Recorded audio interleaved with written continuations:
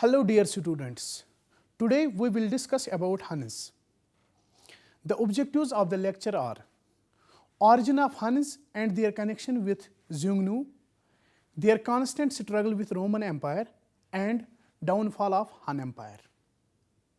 Joseph de Guignes, a renowned French Orientalist, first proposed that the Huns were related to or descended from the northern Xiongnu in the 1750s. This theory was later adopted by Gibbon, who popularized it. This theory is refuted by other scholars. For instance, Mencken-Helfen highlighted that there is no support for it in either literary or archaeological evidence, and that there is also no evidence that the Huns and the Xiongnu spoke the same language or that their art is fundamentally different. Furthermore, there is no solid proof that these tribes had moved west. William Samolin has also put forth a different hypothesis. The Xiongnu of later Chinese texts, in his opinion, were not the Xiongnu of the Han era, but rather a number of Khian groups. In India, they were known as Hunna, in East Turkestan as Khun, and in Byzantine sources as White Huns. They appear to have been Indo-Europeans, possibly descended from the Scythians and Isidons. Subjected by the Xiongnu at an early date, they may have retained the name for prestige. It is important to note that the Han ruling house's onomastics show no signs of Celtic and may even have been Gothic. As a result, we are left with two possibilities. On the one hand, we have Celtic tribes, most likely remnants of the western Xiongnu, who merged with the Uralic tribes in Siberia, evolving into the European Huns. On the other hand, there are Indo-European nomads or semi-nomads, former vassals of the Xiongnu, known collectively as Khian. They took a southern route, meeting the Sasanians rather than the Romans. When we look at Chinese historical sources, we find that they consistently identify the Turks as descendants of the Xiongnu. The Kache Turks were formerly red Thai, and their speech was similar to that of the Xiongnu, but now is a little different. The Turks who lived to the right of the western lake are a separate branch of the Xiongnu. The Uyghurs were also said to be of Xiongnu origin. As a result, all tribes descended from the Xiongnu are Turkic. Other similarities between the Xiongnu and Turks include slashing one's face in mourning. This was also common among other groups, such as the Katrigars, who slashed their cheeks with daggers, and the Turks, who shaved their heads and slashed their ears and cheeks. A letter, presumably written in 311 CE, in Sogdian language, perhaps by a Sogdian merchant living in Suchau, informs another merchant from Samarkand that the Huns, he spells the name as Xuan, have destroyed the Chinese capital Luoyang. The Xuan's identity is unknown. Denis Sinar believes they were southern Xiongnu, confirming the Han-Xiongnu connection. However, keeping in mind that the Huns were a byword for destructive barbarians, the name was applied to Germans in the 20th century. Ptolemy is credited with being the first reliable reference to the Huns in Europe. He says that the Huns were already known in the Pontic steppe in the 2nd century CE. Jordanes also mentions them. He says the Huns swept across the Alpid-Zuri like a whirlwind of nations. According to Mencken-Helfen, these tribal names are Turkic, and they confirm the presence of Turkic-speaking nomads in the Pontic steppe before the arrival of the Huns. Since no Roman author mentions them in the following 200 years, other scholars disagree with his assumption. Hunnic tribal names that end in "kar" are largely Turkic, if not entirely. Personal names, however, are a mixed bag. They can be Turkic, Iranian, Germanic, or Germanized, like Attila, Baeda, or Rua, or hybrid. However, non-Attilianic Huns have no Germanic names. Additionally, the lack of Iranian names before the 6th century indicates little contact with Iranian speakers. The majority of substantial post-Hunnic steppe cemeteries exhibit a mix of Europoids and Mongoloids. However, identifying the ethnicity of skeletal remains with any degree of certainty is essentially impossible. I don't know of a single skull that could beyond a shadow of a doubt be regarded as Hunnic, wrote Bartukas in 1939, and he seems to be correct. But prior to the Hun invasion, no Mongoloid remains have been discovered east of Vienna. On the other hand, the locations and burial items of Mongoloid graves point to a date no later than the 5th century CE. They are therefore dated within the Hunnic period. The Xiongnu, however, were also a diverse group of people. Early artwork of the Xiongnu depicts them with lavish beards that are unusual for men of Mongoloid stock. Chinese renegades significantly strengthened the Mongoloid components among the Xiongnu. However, they probably gave the Xiongnu a sizable number of Europoids through their raids into the Ossete cities of Xinjiang. According to a Chinese account of the massacre of Qi, soldiers in Chao in 349 CE, the Chai could be recognized by their prominent high noses and thick beards. In actuality, red-haired Europoids with blue or green eyes have lived at the eastern edge of the Eurasian steppe since the time immemorial. Genghis Khan and his ancestors also had reddish or blonde hair and deep blue eyes. The Ostrogothic kingdom in modern-day Ukraine was soon invaded by the Huns and their allies, the Alans. The Goths, led by their former king Ermeneric, resisted for a while. Ermeneric killed himself as it became increasingly obvious that victory was impossible, and his great-nephew Withemiris took over. He hired Hunnic mercenaries to bolster his army, but that was also ineffective. He was killed in battle, and the majority of the Ostrogoths surrendered after a year of vain resistance and a string of setbacks. The success of the new commanders was no greater than that of their predecessors. They were soon compelled to flee across the Dniester and ask for protection from their Visigothic cousins. The Huns used a ruse to scatter the Visigoths and then defeated Elatheus and Saphracis once more. It was too late for Athanarich to construct a defensive wall between the Pruth and the Danube. Panicked Goths began fleeing towards the Danube, hoping to find safety within the empire. In the autumn of 376 CE, 200,000 Goths were permitted to cross the Danube. However, their supplies were insufficient. Either the Roman administration was overwhelmed by the magnitude of the disaster, or the refugees were unable to resist the empire's temptations. Whatever the reason, they quickly subjugated Thrace. By the end of 377 CE, the refugees who had become looters were surrounded by Mount Haemus. They sent emissaries with tales of the great treasures hidden within the empire to the Huns on the other side of the Danube out of desperation. The Huns and their Alan allies quickly crossed the river, forcing the Romans to retreat. After a year of raiding and looting, a combined force of Huns, Goths, and Annals annihilated Emperor Valens' army on the plains outside Adrianople on August 9, 378 CE. It was a major setback for the Romans. It may have cost them Pannonia, where Hunnic occupation dates back to this period.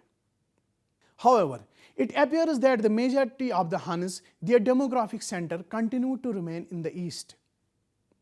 The Huns swept through Armenia, Cappadocia, Cilicia, and Syria in the winter of 395 CE.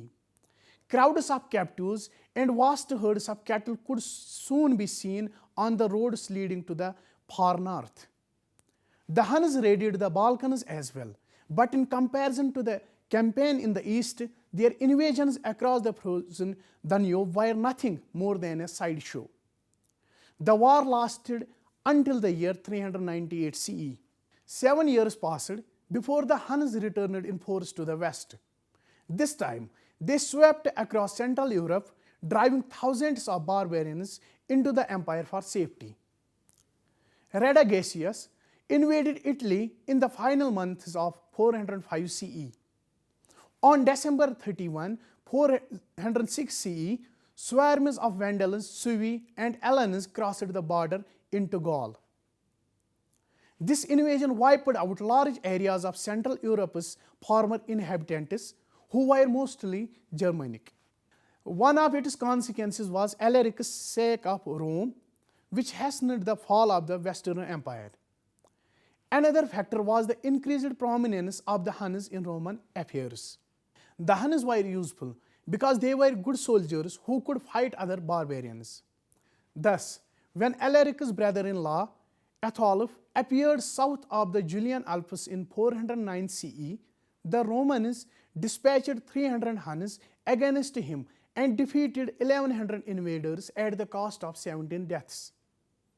Later that year, the imperial government brought in another 10,000 Huns from Dalmatia, this time to counter Alaric's march on Rome.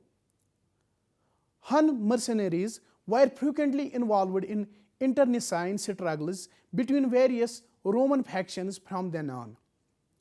Aetius, a patrician who had spent several years among the Huns as a hostage and developed close ties with the Hun elite, was especially skilled at playing his Hun trump card. He used them against the Burgundians in 437 CE.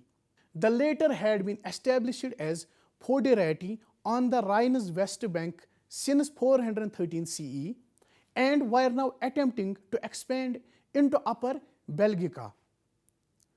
The Huns massacred approximately 20,000 Burgundians, with survivors settling in Savoy. The Huns were also used against the Visigoths, even besieging Theodoric's capital Toulouse in 439 CE. A treaty concluded by Aetius with Attila's uncle Rua transformed the Huns into a tool of the Gallo-Roman aristocracy in Gaul. But the Huns were never merely a tool in the hands of the Romans. They continued to loot and plunder and attacked whenever it was useful for them. Under Aldine, attacks on the lower Danube resumed in 408 CE. In 420 CE, the Huns raided Thrace, taking advantage of Constantinople's war with Persia. We don't know how they were expelled. Under Attila, the Huns reached their pinnacle of power in 440 CE. His uncle Rua, who ruled the Great Hunnic Confederacy in the early 420s, came before him. In 434 CE, Attila, the son of Rua's brother Mundich, took over. He initially shared power with his brother Baida. Rua and his brother Octar shared power. But between 444 CE and 446 CE, Attila assassinated Baida and became the sole ruler of the realm. Hun-Roman relations deteriorated under Attila. The Huns swept through the Balkans in 441 CE, sacking Singidunum, Sirmium, and other important towns and fortresses. After a brief truce, the war was resumed in 443 CE. The Huns conquered Philippopolis after destroying Naissus and Serdica. The Roman resistance crumbled, and the Huns arrived in Constantinople without attempting to storm the seemingly impregnable city. Theodosius, the emperor, had to beg for peace. The Huns imposed harsh conditions, like annual tribute was tripled to 2,100 pounds of gold, arrears totaling 6,000 pounds of gold had to be paid. Hun fugitives had to be surrendered, and so on. The treaty, which was signed provisionally on 27th of August 443 CE, was ratified in the fall of the same year. The once mighty empire was now forced to pay barbarian tribute. Despite the tribute, peace lasted only a short time because constant intake of plunder was a social necessity for them. A destructive earthquake that struck Thrace, Hellespont, and the Cyclades on January 26, 447 CE triggered the new invasion. Its aftershocks lasted 4 months. Buildings and walls collapsed in Constantinople, killing thousands and spreading the plague. It was a good time to launch an attack. However, within 60 days, when the Huns were on their way, the old fortifications were rebuilt and a third wall was built. The rest of the empire was unsafe, even if the capital was safe. In a massive battle near the river Utus, the Romans were routed. Myrcianpili, Thrace's largest city, was destroyed, and the Huns spread like locusts across Illyricum, Thrace, and Dacia. They traveled deep into Greece and were only stopped at Thermopylae. Attila spent the next 3 years fighting the Achatziri, giving the Eastern Empire a brief respite. In 448 CE, however, Attila demanded a strip of land 300 miles long and 5 days' journey in depth from Sinigidunum to Norway. The empire was exhausted and unable to fight. In desperation, the rulers of Constantinople decided to assassinate Attila. However, the plot failed. The death of Theodosius on 28th of July 450 CE worsened the situation. Marcian, the new emperor, refused to continue paying tribute. Perhaps he was able to do so because he was aware that Attila was about to launch an attack on Gaul. After the massacre of Litorus Huns at Toulouse, Attila provided 110 more troops for Aetius in the west. The Toulouse Visigoths were the target of the new campaign. Attila made it known that he was coming as a supporter of Valentine III and a guardian of the Romans' friendship, because he did not want to provoke Rome for a variety of reasons. The story took a turn for the unexpected, thanks to Honoria, Valentinian's sister. Honoria, a resident of Ravenna, had a romantic relationship with the city ward in charge of running her palace. She was forced into her engagement with Senator Herculanus after her affair was discovered and her lover Ignius was put to death. Honoria begged Attila for help in a desperate manner. Moreover, she sent him a ring. Attila now had a handy justification. He claimed Honoria as his wife and asked for a dowry equal to half of the Western Empire. Rome objected, ostensibly because the male line was the line of succession. Romans were put in a difficult situation as Attila was preparing for the invasion. Italy and Gaul were experiencing famine and few allies could offer troops. Aetius was able to assemble a sizable army, but it was an untried, disjointed group. Attila encroached on Gaul. He dismissed Metz on April 7, 451 CE, and then traveled to Orleans. And that is why he engaged in combat with Aetius and his Visigoth allies. It seems that Attila was severely defeated and was forced to flee. Aetius constantly harassed Attila, so he stopped at the Catalaunian plains. There was another battle. It was bloody but indecisive. Although Theodoric was killed, it appears that the Huns suffered significant losses and withdrew behind a group of wagons. Aetius did not intend to eradicate the Huns entirely, though. If necessary, he still thought he could use them to fight the Germans. He managed to persuade his Frankish and Visigothic allies that the battle was over, allowing Attila to flee. He might have believed that he and Attila had a secret understanding that Attila would not come back. To Attila surprise, Attila invaded Italy in the following year. Aquileia was attacked and taken over. City after a city then opened their gates after that. Ticinum and Mediolanum were spared while others were destroyed. Like Alaric, Attila wanted to sack Rome, but he was reminded that Alaric passed away shortly after. Attila was met on the banks of the Minusio by an embassy sent by Attius, led by Pope Leo, who was able to convince him against advancing on Rome. The peace treaty was signed. Attila's change of heart was most likely caused by the famine and pestilence in Italy. He simply did not want to put his men in danger, especially considering his extensive plans for Gaul. Whatever the reason, Italy was saved because Attila was stopped from going any further. A Byzantine force led by Attius' namesake crossed the Danube, arrived at the Hun capital and routed the Hun force that was still present while Attila was in Italy. Attila did not appear to be discouraged by this. Upon his return home, he wed second time to the lovely Ildico, and on the wedding night, presumably in bliss, he passed away. The response of his followers appears confused. His funeral was cause for wild celebration where joy and sorrow coexisted.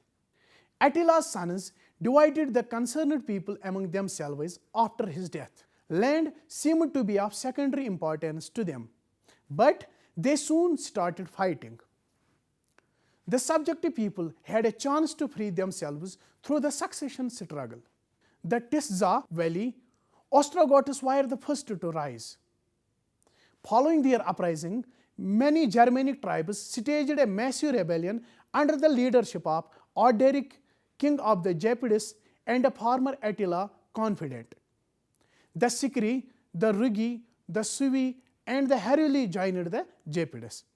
Together, they defeated the Huns in a massive conflict on Pannonia's Lake Nidio, probably in 455 CE. Hun survivors fled over the Carpathians to the Black Sea shores.